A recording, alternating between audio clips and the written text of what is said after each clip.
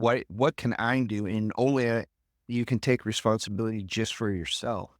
I can't take it for my family or anybody else's the way they handle things. But a lot of the emotional intelligence, self-awareness is control. And that's the last thing is control yourself.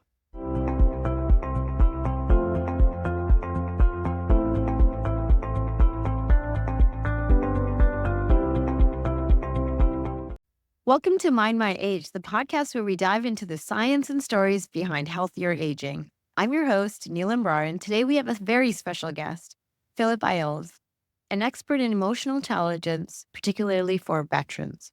Philip has spent years helping veterans navigate the complex transition into civilian life by teaching them the tools to boost resilience, self-awareness, and emotional well-being.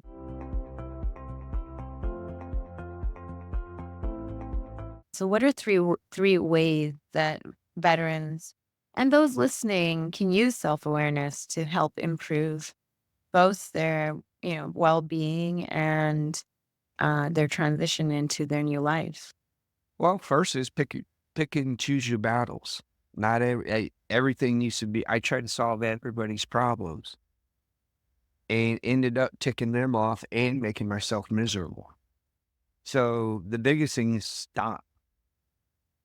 Wait a second and ask yourself, why am I talking? Why am I not listening? I need to listen what they're saying because what happens if they're in their mind they believe what they're saying or they wouldn't say it. So now I can part of the self-awareness is stopping and going, okay, what is the right? What can I do? And only you can take responsibility just for yourself.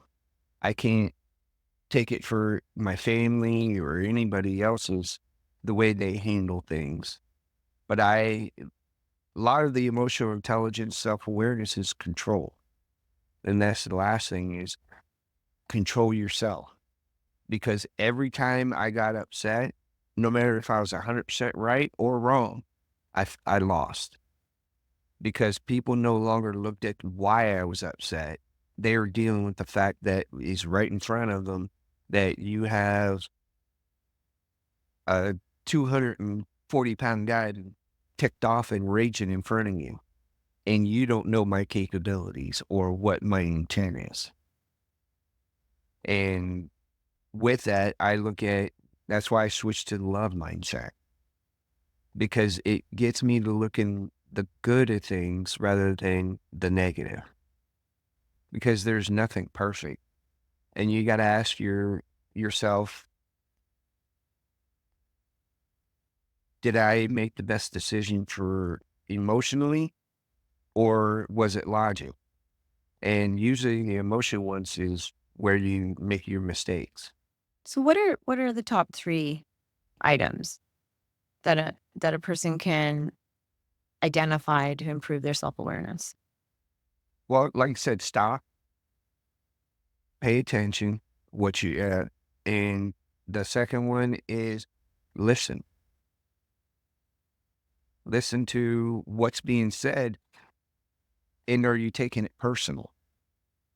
And the last thing is control. You gotta control your responses, and you'll freak people out when you don't react the way they expect you to.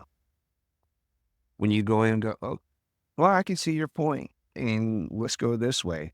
And I'm about de-escalation rather than escalating situations. I try to find ways to find the win-win.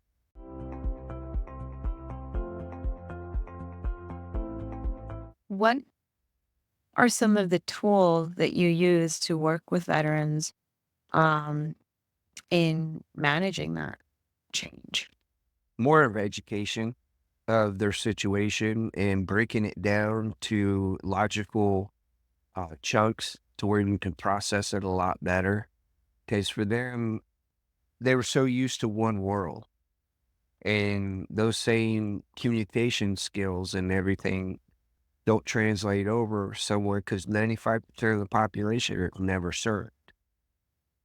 And what you do, if you don't go back in and start speaking their language, you alienate yourself.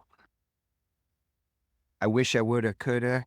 No, it's I'm stopping. This is what I'm doing as I go along. I'll tell you what I did and why.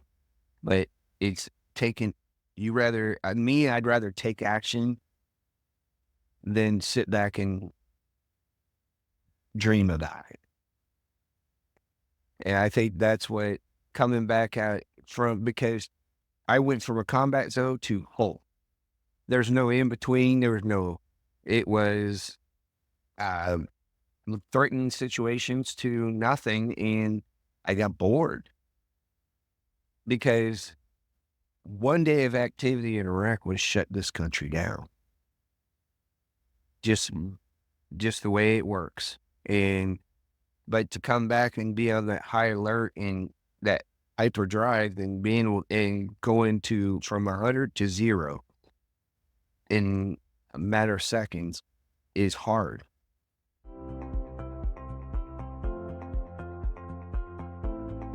So what are some ways that you work with veterans on like refilling that energy or that fulfillment or that need for challenge in everyday life? That's a $1,000,000 question because I suffer through that every day of looking at it going, what now? Because I did everything I ever wanted. Now it's just, how can I live? What can I do? And I didn't understand that before I started emotional intelligence, self-awareness, and the mindfulness that goes into it.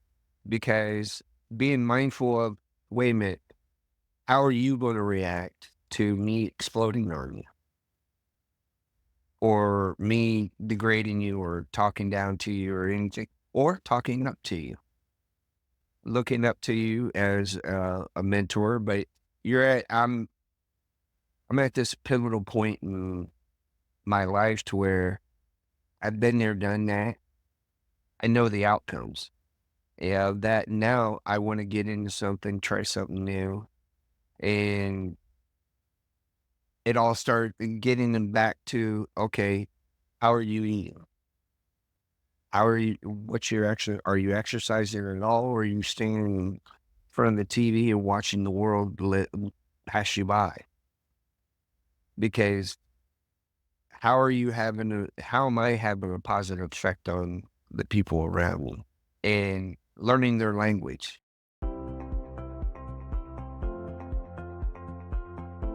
So what's a practical example of how you use emotional intelligence practices to live your day-to-day life? Like what are the 3 or 4 must-haves each day that you incorporate into your routine to keep you on track? First is gratitude. Gratitude that I'm better off than I was yesterday. Or if I'm not better off, okay, how can I make my day better, build upon what I did yesterday? Uh, that in the communication end of it, learn how to communicate because I didn't know how to communicate with women. And that's where my wife came in and is teaching me how to.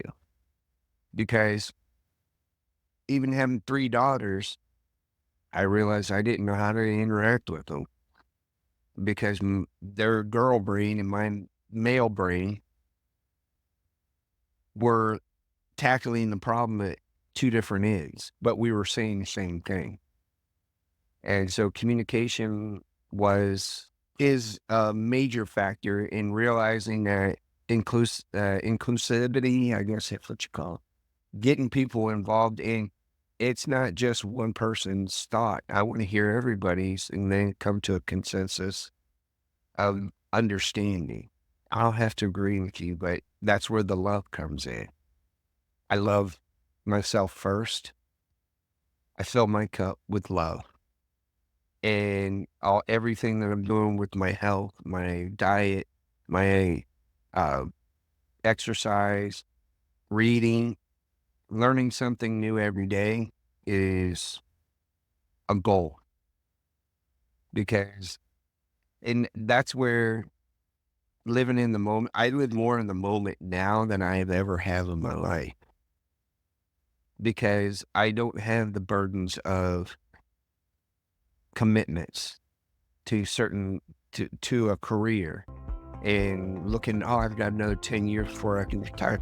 Well, no, what do you do when every day's a Friday? Philip, thank you so much for sharing your insights with us today. For our listeners, if you are ready to learn more about emotional intelligence and how it can support your journey through life, stay tuned to Mind My Age for more inspiring conversations and hit the subscribe button below. Remember, your best years are still ahead. Thank you.